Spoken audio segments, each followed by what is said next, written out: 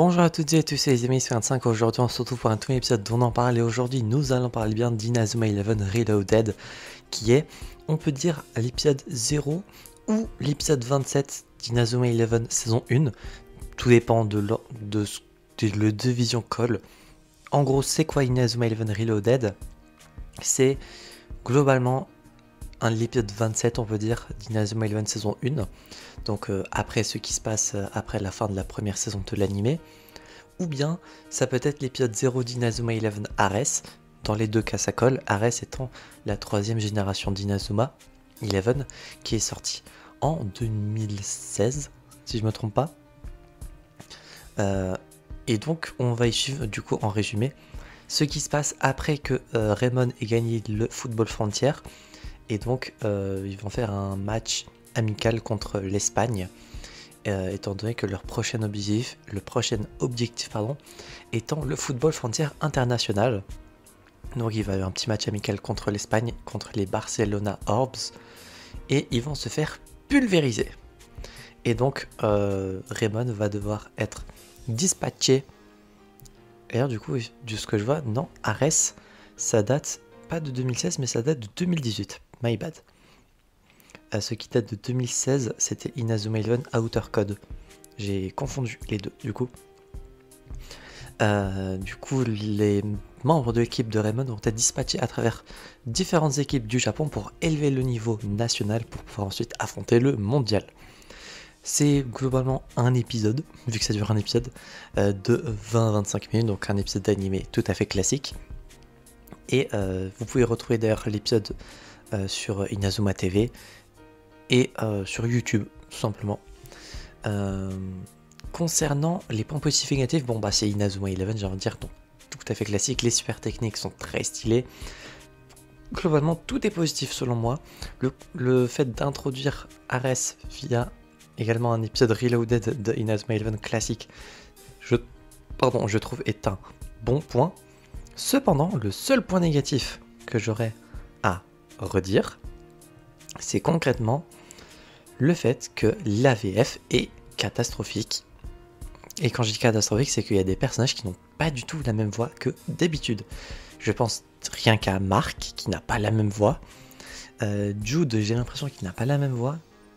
Max, par exemple, il n'a pas la même voix. C'est littéralement la voix de Valt dans Violet Burst. Et du coup, c'est un petit peu perturbant hein, quand on a l'habitude d'entendre Valt. Certains personnages que l'on entrevoit rapidement, qui ont une ou deux phrases de dialogue, n'ont pas la même voix.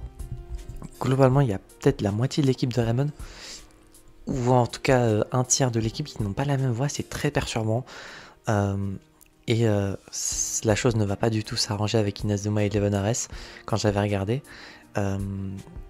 Et du coup que je vais re-regarder à l'occasion. D'ailleurs je vous regarde ça, on est le 30 septembre, hein, donc l'épisode sort pas, je fais l'épisode pas mal en avance. Normalement cette vidéo sort globalement, si ce n'est pas décalé, durant la période de sortie du jeu Inazuma 11 Victory Road. On profite un peu de l'hype de la sortie du jeu pour sortir enfin les vidéos sur Inazuma 11 que je suis censé faire depuis plusieurs années.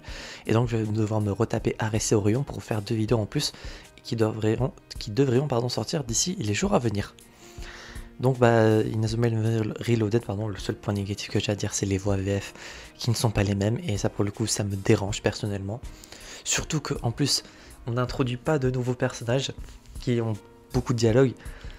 À la limite les nouveaux persos, c'est normal que les voix sont propres à eux, mais les persos qu'on connaît déjà, le fait qu'ils ne possèdent pas leur voix de base, perso c'est un énorme point négatif je trouve, qui fait que des fois ça sort un peu, on sort un peu de l'animé et on se rend compte que c'est pas la même voix. Mais malheureusement du coup avec Ares ça ne va pas s'arranger. Et Orion n'ayant jamais reçu de VF, ça sera avec les originales que du coup je vais devoir re-regarder Orion.